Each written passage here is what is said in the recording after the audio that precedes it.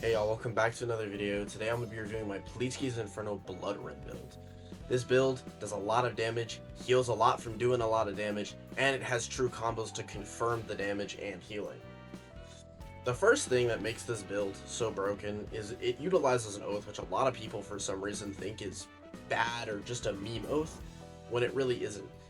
You probably already know what I'm talking about, but it's Fade Trimmer. And I'm going to just play a clip for you here real quick so you can see why.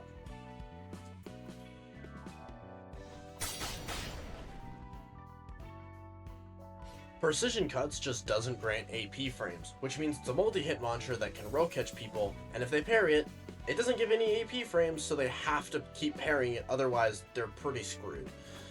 Gives also very good bloodless healing. Anyways, the crazier part is the fact that you can feint this mantra to summon a giant pair of scissors to scare your opponent.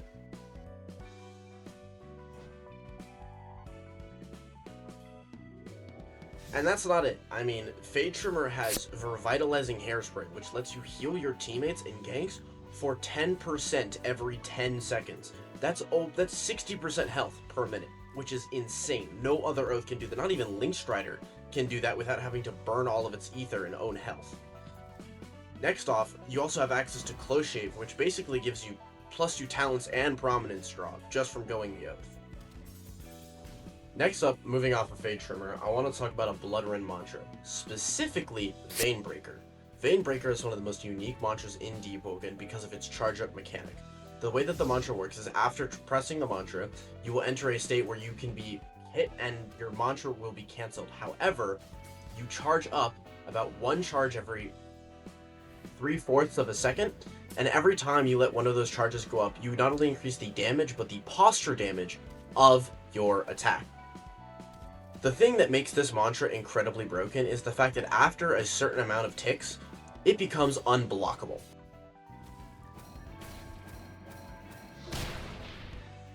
So you might be thinking, why is this even important? Can't they just hit you to cancel a windup or walk away? Well, here's the thing about Veinbreaker which makes it so scary, is the fact that at any time you can choose to cancel it early and send it out. Which means that if your opponent chooses to dodge because they see the mantra wind up and they go, oh wait, it's an attack, you can still hit them. There's nothing stopping you from just hitting them after the dodge because the posture damage is so high and it's so fast after releasing it, they can't stop it. The thing that makes this mantra even crazier though is the fact that when you use it with a Wayward Gem on a mantra that dazes. Flame Charm specifically has access to the best Daze and Wayward Gem mantra in the game, which is Flame Blind. Flame Blind is an incredibly stupid and frustrating mantra to deal with that lets you pull off the most insane, dumb, true combos ever. Here's a clip of one now.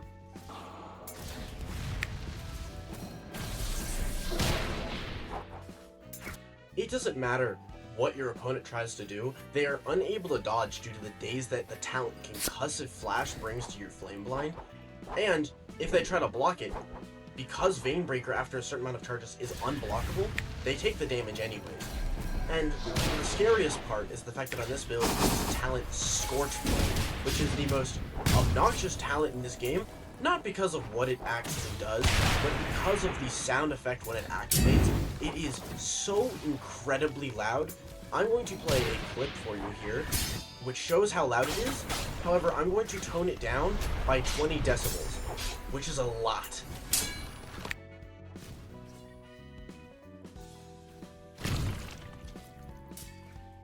And if you want to hear a full audio version of the clip, I'll play that now, but I recommend you skip ahead because it's very loud.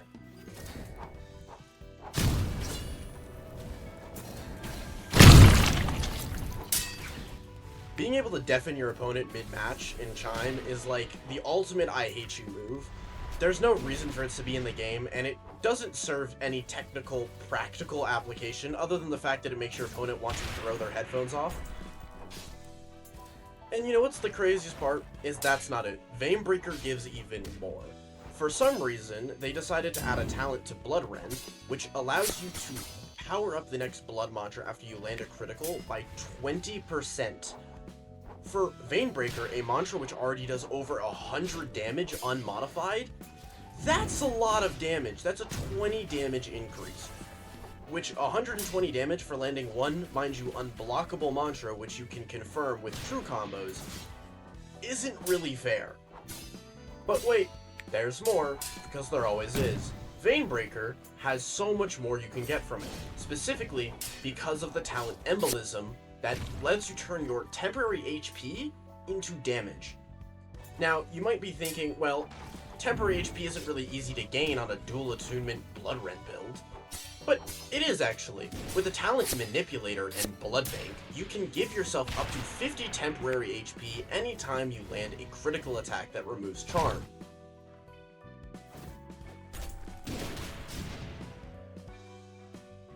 What does this mean? This means that you can get up to 50 temporary HP, which converts into damage off your Veinbreaker. So, in total, your Veinbreaker is now dealing over 100 damage. It is getting increased by 20% because of the Sanguine Siphon talent. Now, it is converting your temporary HP into 50 more damage for it. This is unblockable and true. You can confirm this mantra. And if for some reason you think that, oh, this is a stupid amount of damage, there's nothing more I could get from it. There is. Abusing the most commonly known gem in the game, the Bloodless Gem, you can heal a lot of HP off of this mantra. Now you might be thinking, well, the Bloodless Gem is a healing cap.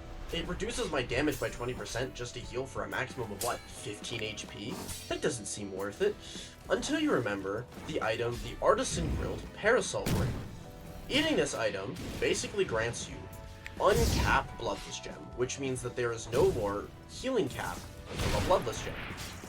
While this is very situational compared to the other stuff I've talked about, it still exists and it is still very viable. It's definitely worth picking up in a gank if you want insane amounts of healing. Overall, our Veinbreaker has given us the most absurd hit ever from one mantra. This mantra is unblockable, confirmable using Wayward Gem and Daze, and can do insane amounts of damage through a block break. In addition to the fact that it is already dealing over 100 damage at max charge, which makes it unblockable as well, and the fact that it can convert your temporary HP, which is not hard to gain on this build, to pure damage. So, what's the downside? There is none. This mantra is so absurdly broken, and no one talks about it. But that's why I'm using it. Because why would I ever use something that's balanced? It's Deepwoken. Anyways, here's a quick clip of what it looks like.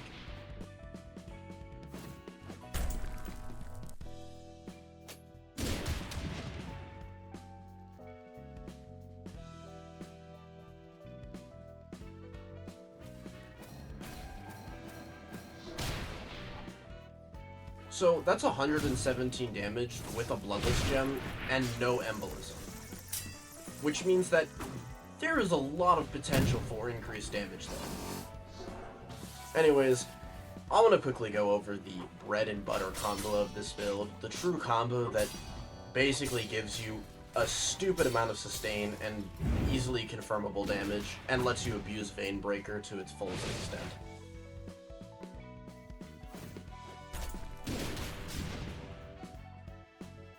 So, the way that this combo works is pretty simple.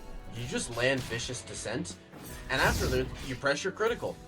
Because Pleeksty's critical comes out really fast for the standing variant, you can land it while they're still knocked down, gain the temporary HP, consume the charm, and because Vicious Descent spawns a blood pool, you gain the 20% damage boost to your next blood mantra, which you can apply to Veinbreaker. Now, while you might think, well, can't they just parry the next parts because it's a multi-hit? And I would say, yeah, they can. But that doesn't change the fact that you've just given yourself a large portion of temporary HP, a large portion of damage and healing because of the Flame Wisp that you have. It's overall the stupidest thing that this build can do, and it's got such a little cooldown on it because the critical and Vicious Descent together really only have a 15-ish second cooldown. So you can spam this as much as you want. Anyways, here's a chime clip showing off the build and everything I've talked about so far.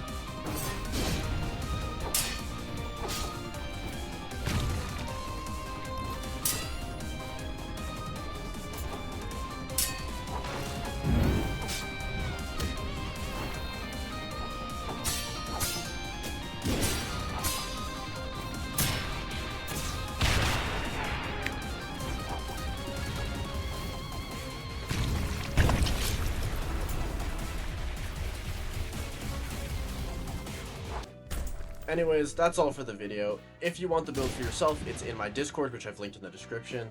Feel free to comment any thoughts about the build. I'm happy to respond to any questions, especially in my Discord if you ping me. Anyways, hope you enjoyed. I'll see y'all in the next one.